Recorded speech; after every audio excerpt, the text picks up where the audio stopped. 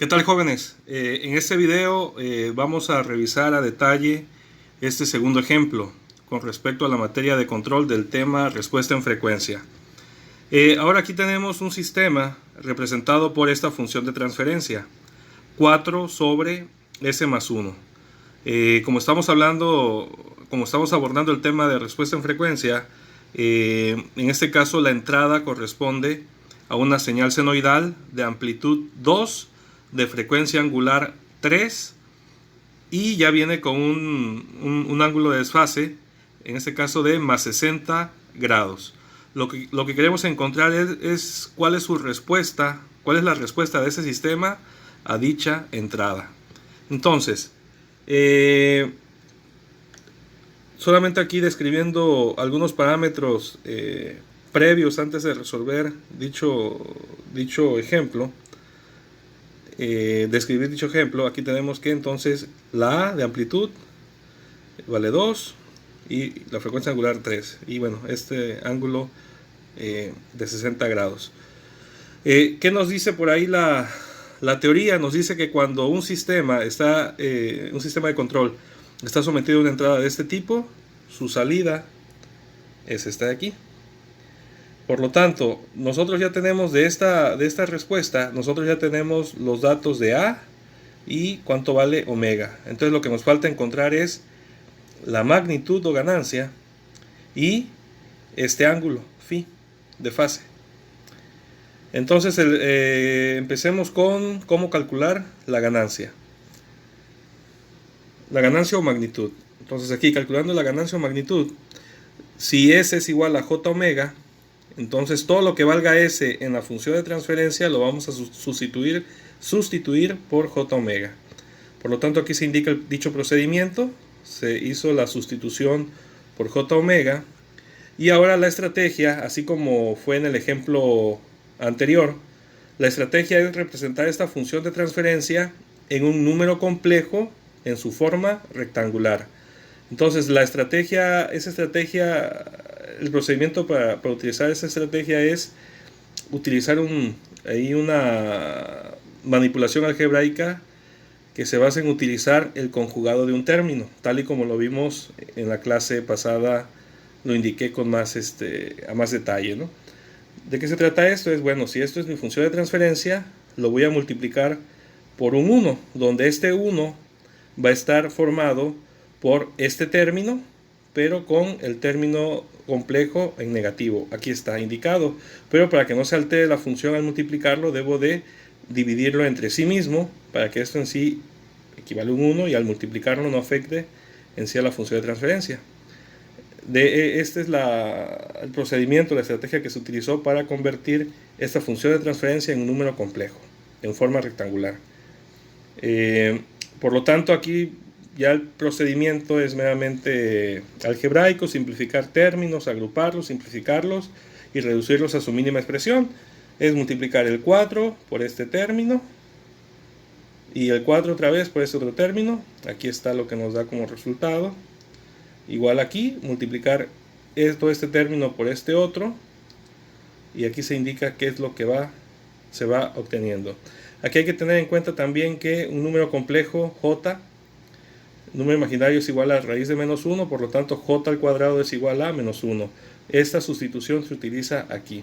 Es por ello que al utilizar esta sustitución aquí, y bueno, y aquí se nota que este y este se pueden eliminar, se hacen 0, todo esto que tenemos aquí se puede reescribir de la siguiente forma, se simplifica. Bueno, aquí se describe a detalle el procedimiento de tal manera que al final nos queda este término de aquí, 4 menos j 4 omega entre omega al cuadrado más 1. Como parte del procedimiento, entonces, es este número ya bajo esta forma lo podemos descomponer en dos términos, una parte real y otra parte imaginaria. La parte real sería del término del numerador, es 4, y la imaginaria es j menos j 4 omega. Pero como tienen un factor común, entonces se pueden separar, pero cada término debe de llevar consigo este factor común, este término común. Por lo tanto, todo esto se puede reescribir de la siguiente forma. Aquí está. Ya ahora sí, este término y este término forman el número complejo en su forma rectangular. Recuerden que W omega es un valor constante, que en este caso vale 3. Por lo tanto, todo esto sustituyendo por su respectivo valor, que en este caso solamente implica omega, dicha sustitución aquí se puede apreciar, hace que nos dé ya el número complejo en su forma rectangular, lo cual aquí se ve expresado, ¿no? Nos queda 0.4 menos 1.2. El 0.4 y el 1.2, repito, sale de resolver estas operaciones, ¿no? Por lo tanto, si este es mi número complejo en forma rectangular, y considerando la teoría que vimos en el video pasado, donde si este es el número complejo y esto es su magnitud, pues podemos, de forma análoga, podemos obtener la magnitud de este número complejo, lo cual se indica aquí. Lo que nos da por resultado que la magnitud que estamos buscando es igual a 1.26. Ya redondeando, pues quedaría 1.3 si queremos utilizar una sola cifra, ¿no? Entonces hasta aquí ya obtuvimos la magnitud o ganancia. Ahora vamos a calcular phi. Para calcular phi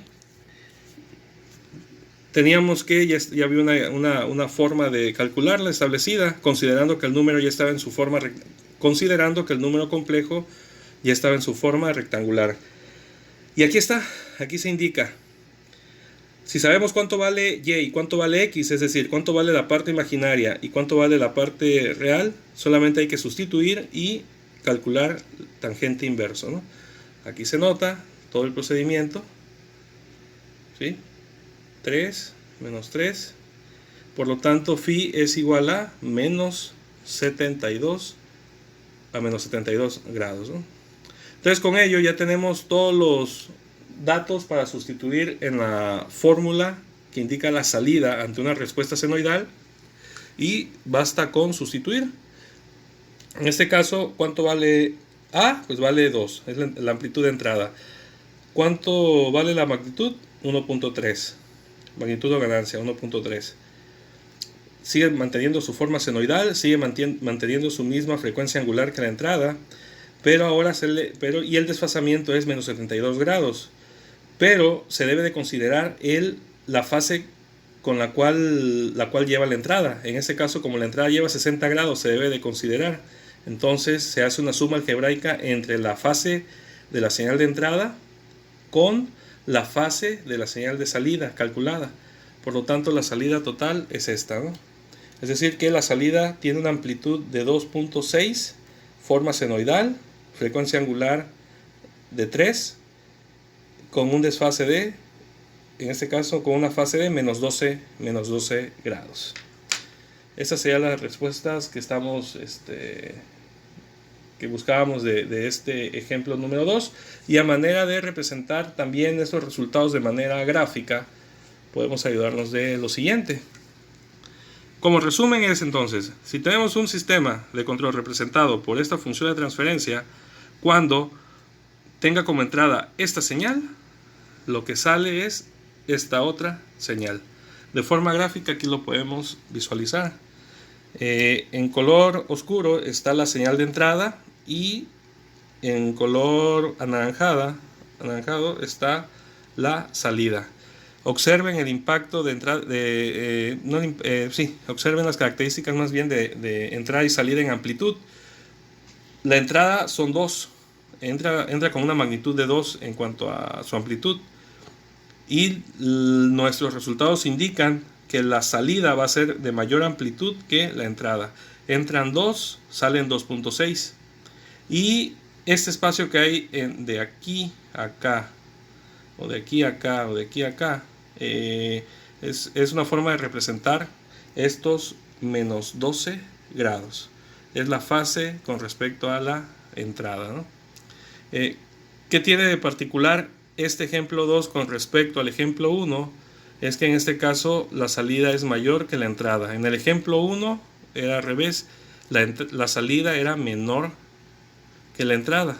En este la salida es mayor que la entrada, es decir, lo amplifica. Por lo tanto, ya como sistema físico, si esto lo implementamos en un sistema físico, indicaría que esto tiene una propiedad de, tal y como lo menciono, de amplificar. Entra una amplitud 2 y sale una amplitud de 2.6. Bueno, jóvenes, muchas gracias. Sería todo. Saludos.